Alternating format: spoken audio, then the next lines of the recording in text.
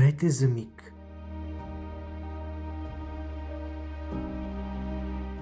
Позволете си да бъдете повлечени от магията на един град, където времето сякаш е спряло.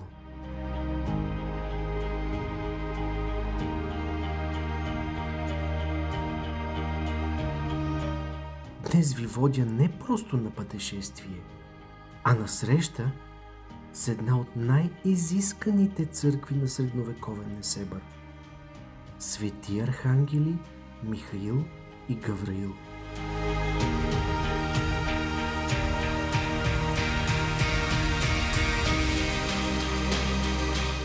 Това не е просто сграда, това е картина от камък и тухла, нарисувана преди векове.